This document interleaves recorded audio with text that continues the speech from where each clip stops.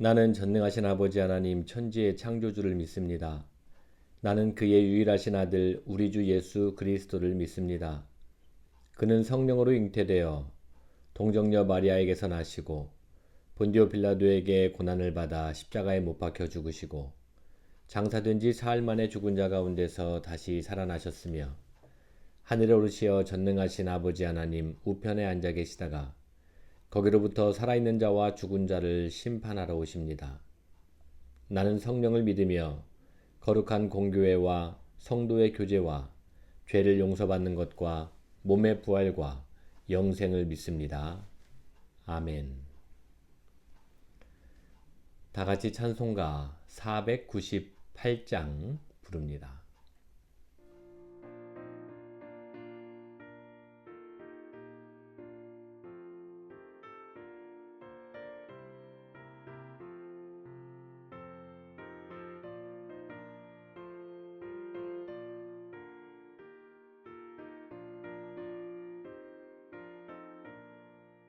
저 죽어가는 자 다 구원하고 죽음과 죄에서 건져내며 죄인을 위하여 늘 애통하며 예수의 공로로 구원하네.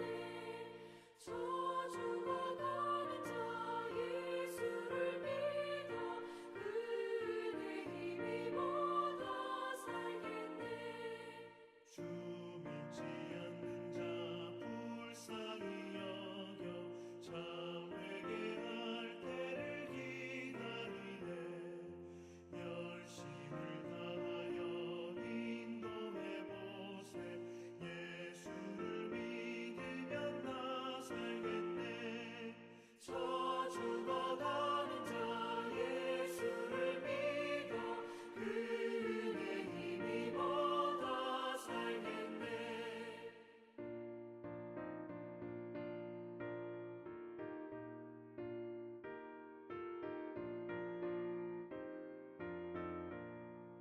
저 죽어가는 자 구원해내야 우리의 본분을 다하리니. 예수의 구원을 전파할 때에 그 크신 능력을 다 주시네. 저 죽어가는 자 예수를 믿어 그 은혜 힘입어 다 살겠네. 아멘.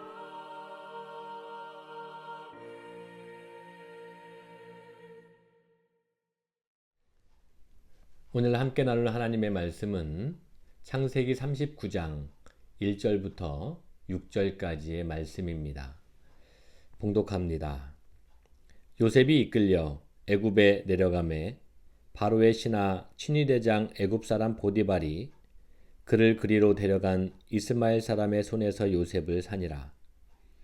여호와께서 요셉과 함께 하심으로 그가 형통한 자가 되어 그의 주인 애굽 사람의 집에 있으니 그의 주인이 여호와께서 그와 함께 하심을 보며 또 여호와께서 그의 범사에 형통하게 하심을 보았더라. 요셉이 그의 주인에게 은혜를 입어 섬김에 그가 요셉을 가정 총무로 삼고 자기의 소유를 다 그의 손에 위탁하니 그가 요셉에게 자기의 집과 그의 모든 소유물을 주관하게 한 때부터 여호와께서 요셉을 위하여 그 애굽 사람의 집에 복을 내리심으로 여호와의 복이 그의 집과 밭에 있는 모든 소유에 미친지라.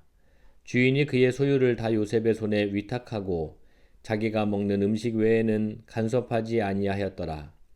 요셉은 용모가 빼어나고 아름다웠더라. 아멘. 반갑습니다. 우리는 지난 시간에 요셉을 통해서 생각해 볼 수 있는 여러 가지 측면 중에 하나님과의 관심이 일치하는 불쌍히 여기는 마음에 초점을 맞춰서 생각해 보았습니다. 하나님의 일은 불쌍히 여기는 마음에서부터 출발합니다. 왜냐하면 불쌍히 여기는 마음이 곧 하나님의 마음이기 때문입니다.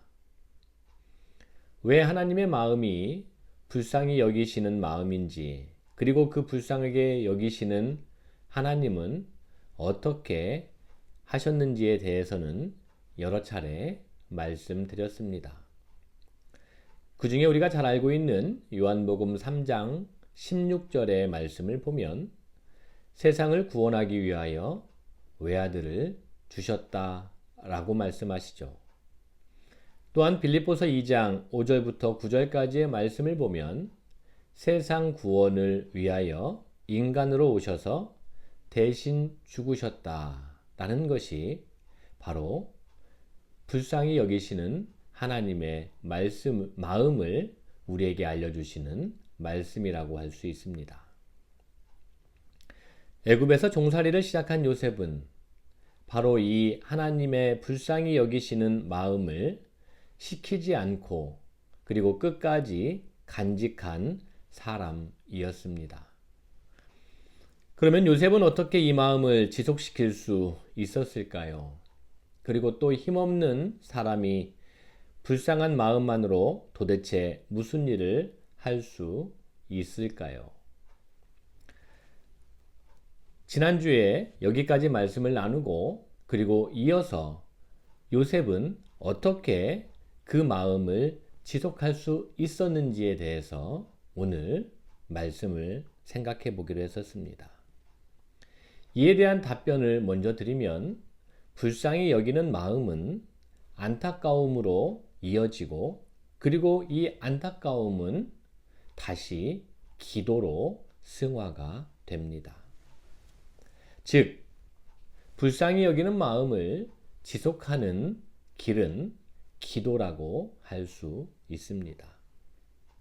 이 기도는 사실 불쌍히 여기는 마음에서부터 출발한 그리고 안타까움으로 이어지는 유일한 수단이요 방법이 될 수밖에 없기 때문이기도 합니다.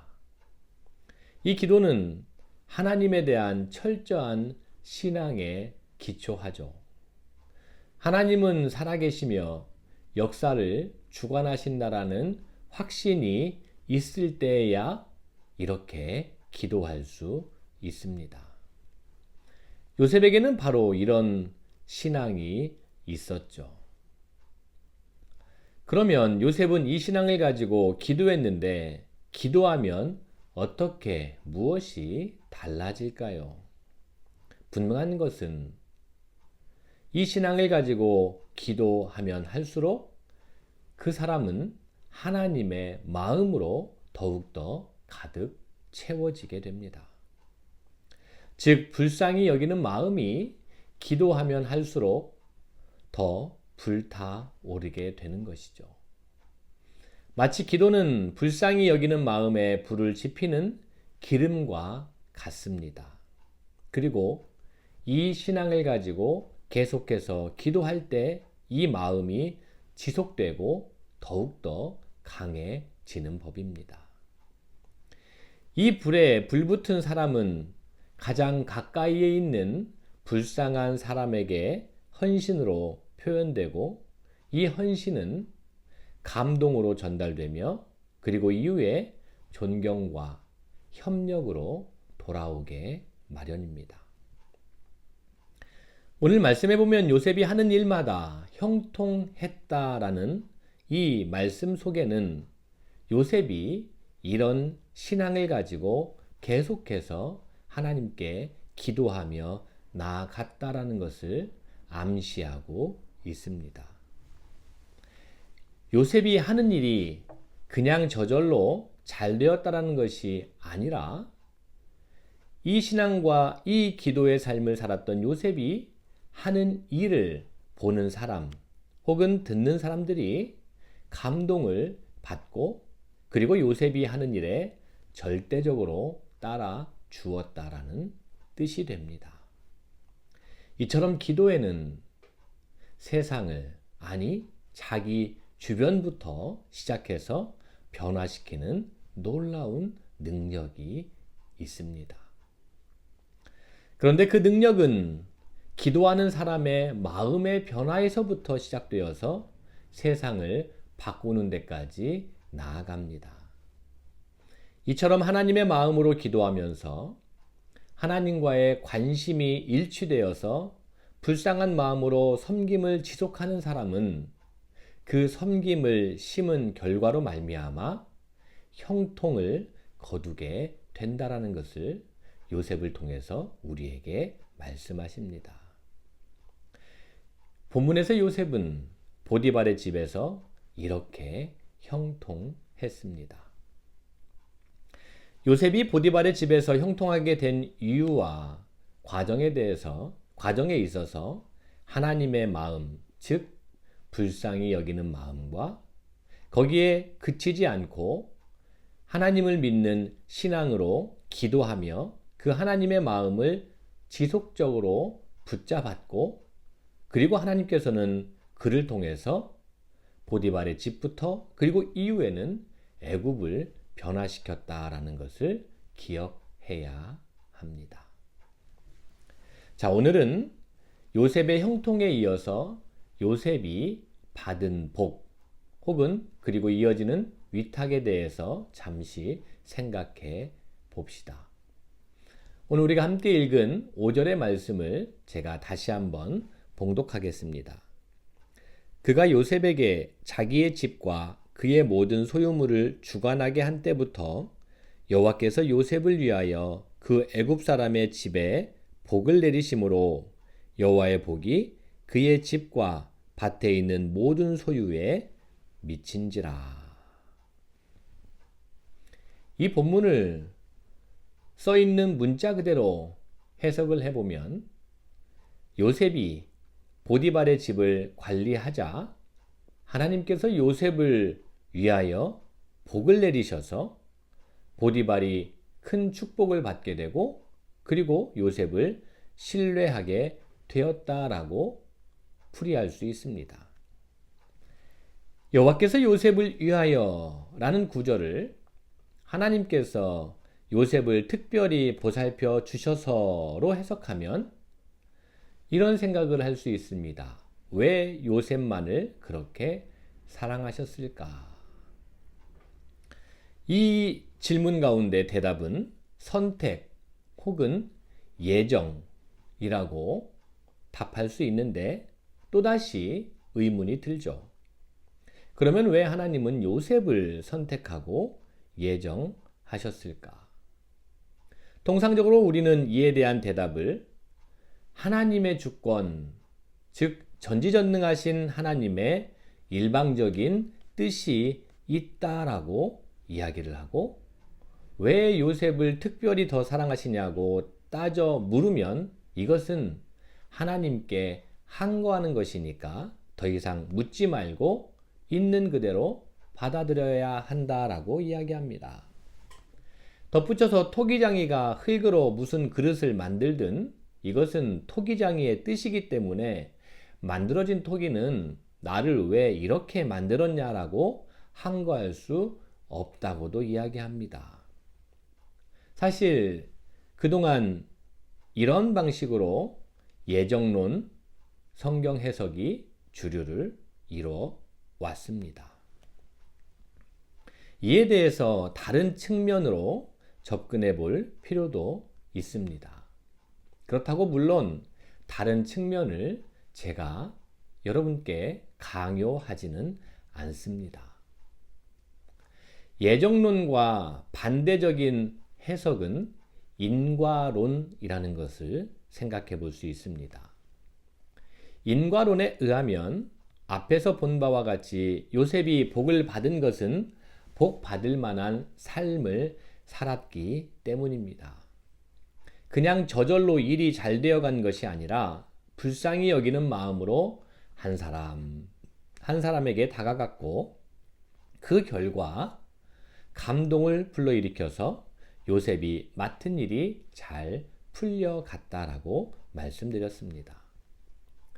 이 인과론은 하나님께서 만드신 만물에 들어있는 중심 원리이기 때문에 이것을 부정하면 큰 모순에 빠집니다. 하나님은 요셉만을 특별히 사랑하신 것이 아니라 모든 사람들을 다 똑같이 특별히 하십니다. 그래야 이 세상의 창조라는 결과는 하나님이라는 원인이 계셨다라는 인과론적인 해석이라고 할 수 있습니다. 자, 그렇다면 예정론은 해석이 틀리고 인과론 해석이 맞는 것일까요? 예정론과 인과론은 서로 정반대일까요? 결론부터 말하면 아닙니다. 사실 같은 것이다 라고도 생각해 볼 수 있습니다. 인과론적인 해석은 객관적인 서술이고 예정론적인 해석은 신앙 고백적인 서술로 볼 수 있기 때문입니다. 어떤 말이냐 하면 예정론은 하나님의 은총, 그리고 인과론은 인간의 책임을 강조하는데 이처럼 은총과 책임이라는 강조 지점에 차이가 있는 것이죠. 예정론과 인과론은 서로 마치 실로 직물을 짤 때 날줄과 씨줄의 관계와 같습니다. 날줄과 씨줄이 제대로 교차해야 좋은 직물을 만들 수 있는 이치죠. 좀 더 이해하기 위해서 요셉의 입장에서 생각해 보면 노예로 팔려가서 천신만고 끝에 보디발의 집을 맡아서 관리하는 자리까지 올라간 요셉은 이것을 스스로 어떻게 받아들였을까요? 나는 미리 그런 사람으로 예정되어 있어. 그리고 내가 유능하고 지혜가 있어서 이런 자리까지 올라왔어 라고 생각했을까요? 물론 그렇게도 생각할 수 있었을 것입니다. 그리고 많은 경우에 대부분 그렇게 생각합니다. 하지만 요셉이란 사람이 그렇게 공과를 자신에게 돌린다면 이 요셉은 그저 일반적인 필부에 불과할 것입니다. 그런데 요셉은 하나님에 대한 신앙을 가졌던 사람입니다. 신앙, 즉 종교란 문자 그대로 인간이 도달할 수 있는 최고의 가르침을 말합니다. 따라서 하나님을 향한 신앙, 종교를 가졌던 요셉은 모든 공로를 자신에게 돌리지 않습니다. 그리고 당연히 하나님께 돌리죠. 하나님께서 나를 지켜주시고 보호하시고 복을 주셔서 이렇게 되었다라고 생각하면서 하나님의 주권을 전적으로 신앙의 서술로 인정했습니다. 그 표현이 5절에 여호와께서 요셉을 위하여라는 고백에 담겨 있는 의미라고 할 수 있습니다. 따라서 5절 본문의 기록은 하나님의 입장이 아닌 요셉의 입장에서 기록한 것이다 라고 생각해 볼 수 있죠. 요셉의 신앙 고백에 해당된다는 말입니다. 이렇게 본다면 예정론과 인과론은 동전의 양면과 같습니다. 단지 어느 입장에서 보았느냐에 차이가 있을 뿐입니다. 예정론과 선택론이 말하려는 본래 취지는 하나님은 만물의 창조자, 근원이시며 다스리시는 분이라는 절대 주권에 대한 신앙 고백을 말합니다. 하나님의 절대 주권에 대한 신앙 고백을 하나님이 누구는 선택하시고 누구는 선택하지 않았다는 방식의 예정론의 논거로 삼으면 신앙적인 큰 오류를 범할 수 있습니다. 본문에 복에 대한 표현뿐만 아니라 많은 경우 하나님의 절대 주권에 대한 신앙 고백들이 들어 있습니다. 따라서 하나님께서 요셉을 위하여 복을 내리셨다라는 표현은 하나님의 입장에서는 요셉이 복을 받을 만한 일을 하나님의 마음처럼 갖고 행했다라는 뜻이요. 요셉의 신앙적인 입장에서는 그가 얻은 모든 것이 전적인 하나님의 은혜요, 도우심이라는 의미라고 할 수 있습니다. 사랑하는 양무리 여러분, 요셉을 세우신 하나님은 지금도 살아계셔서 하나님의 일을 행할 사람을 찾고 기다리신다고 믿습니다. 그 사람은 하나님의 마음, 즉 긍휼히 여기는 마음을 가진 그러한 사람입니다.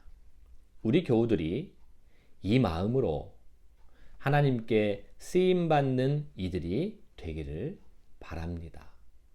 그리고 하나님의 은혜로 택함 받았음을 늘 믿음으로, 신앙적으로, 종교적으로 고백하면서 날마다 하나님께 영광을 돌리는 그런 복된 인생들이 되시기를 주님의 이름으로 간절히 축원합니다.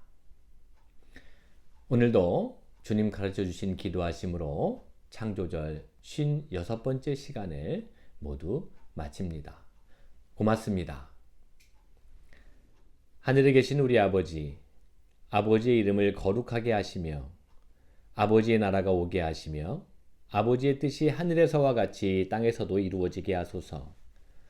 오늘 우리에게 일용할 양식을 주시고 우리가 우리에게 잘못된 사람을 용서하여 준 것 같이 우리 죄를 용서하여 주시고 우리를 시험에 빠지지 않게 하시고 악에서 구하소서. 나라와 권능과 영광이 아버지의 것입니다. 아멘.